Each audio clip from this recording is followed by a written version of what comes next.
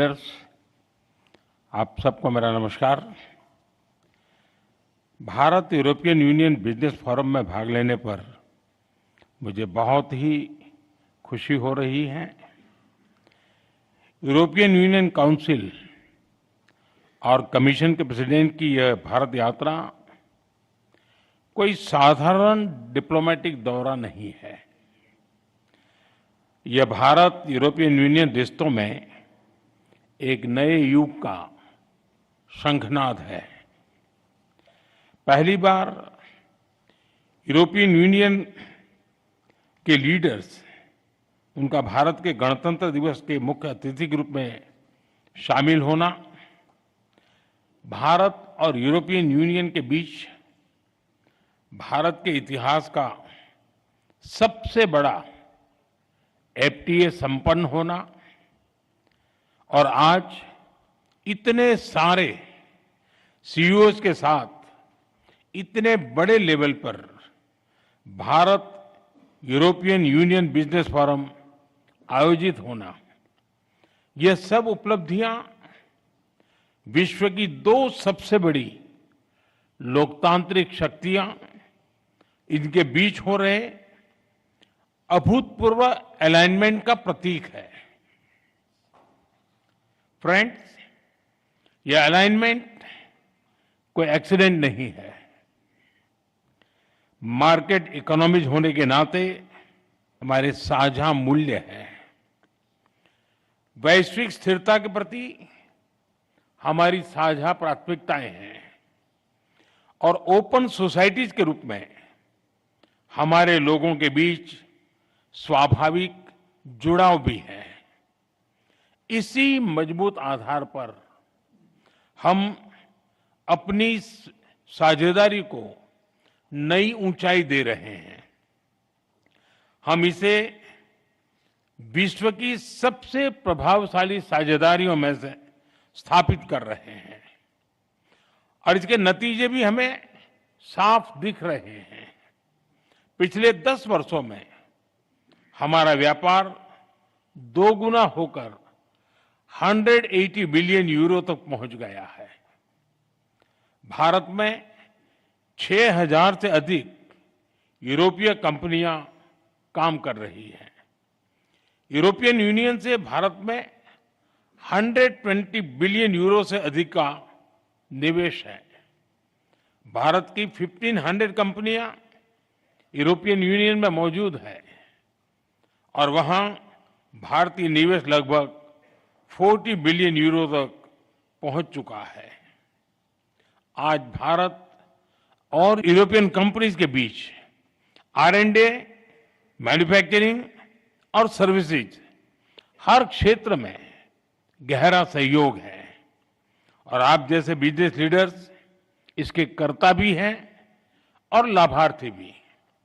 Friends, अब समय है कि हम इस साझेदारी को whole of the society partnership बनाएं। इसी सोच के साथ हमने आज एक व्यापक एफटीए पूरा किया है। इसे भारत के लेबर इंटेंसिव उत्पादों को यूरोपियन यूनियन मार्केट में इजी एक्सेस मिलेगा। इसमें विशेष तौर पर textile, James and jewellery, auto parts और इंजीनियरिंग गुड्स शामिल हैं। फ्रूट्स, वेजिटेबल्स, प्रोसेस्ड फूड और मरीन प्रोडक्ट उसमें नए अवसर बनेंगे। इसका सीधा लाभ हमारे किसानों को, हमारे मछुआरों को मिलेगा। हमारे सर्विस सेक्टर को भी इससे फायदा होगा। विशेष रूप से आईटी, एजुकेशन, ट्रेडिशनल मेडिसिन और बिजनेस सर्विस लाभान्वित होंगे। फ्रेंड्स, आज ग्लोबल बिजनेस में बड़ी उथल-पुथल है। हर कंपनी अपनी मार्केट स्ट्रेटेजी और पार्टनरशिप को नए सिरे से देख रही है। ऐसे समय में यह एफटीए बिजनेस जगत के लिए एक साफ और सकारात्मक संदेश है। यह दोनों पक्षों की बिजनेस कम्युनिटी के लिए सक्षम, भरोसेमंद और फ्यूचर ओरिएंटेड पार्टनरशिप बनाने का स्पष्ट निमंत्रण है। मुझे पूरा विश्वास है कि आप सभी इस एफटीए के अवसरों का पूरा पूरा लाभ उठाएंगे। फ्रेंड, भारत और यूरोपियन यूनियन की कई प्राथमिकताओं की उसको आपके बिजनेस पार्टनरशिप के भी लाभ मिल सकता है। मैं इस संदर्भ में 3 प्राथमिकताओं की बात करूंगा। पहला, आज विश्व में व्यापार, टेक्नोलॉजी और क्रिटिकल मिनरल्स को वेपनाइज किया जा रहा है। हमें साथ मिलकर अपनी निर्भरताओं को डी रिस्क करने की आवश्यकता है। क्या हमारी बिजनेस कम्युनिटी मिलकर ईवीज, बैटरीज, चिप्स और एपीआईज में बाहरी निर्भरता घटा सकती है? क्या हम भरोसेमंद सप्लाई चेन का साझा विकल्प खड़ा कर सकते हैं? दूसरा, भारत और यूरोपियन यूनियन दोनों का फोकस डिफेंस इंडस्ट्रीज और फ्रंटियर टेक्नोलॉजी पर रहा है।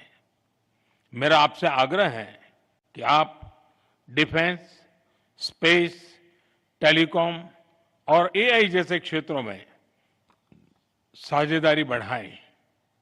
तीसरा, एक क्लीन एंड सस्टेनेबल फ्यूचर दोनों की प्राथमिकता है। ग्रीन हाइड्रोजन से लेकर सोलर एनर्जी और स्मार्ट ग्रिड, हर क्षेत्र में हमें ज्वाइंट रिसर्च और इन्वेस्टमेंट बढ़ाना चाहिए। दोनों इंडस्ट्रीज को मिलकर स्मॉल मॉड्यूलर रिएक्टर्स और सस्टेनेबल मोबिलिटी पर भी काम करना चाहिए। इसके साथ साथ वाटर मैनेजमेंट, सर्कुलर इकोनॉमी और सस्टेनेबल एग्रीकल्चर, हर क्षेत्र में मिलकर सॉल्यूशंस डेवलप करने चाहिए। फ्रेंड, आज के इन ऐतिहासिक निर्णयों के बाद अब विशेष जिम्मेदारी आप सभी पर है। अब अगला कदम बिजनेस कम्युनिटी को उठाना है। The ball is on your court. आपके आपसी सहयोग से ही हमारी साझेदारी, ट्रस्ट, रीच और स्केल मिलेगा। आपके प्रयासों से हम शेयर्ड प्रॉस्पेरिटी हासिल कर पाएंगे। आइए हम अपनी अपनी क्षमताएं जोड़ें और पूरी दुनिया के लिए ग्रोथ का डबल इंजन बने। बहुत बहुत धन्यवाद।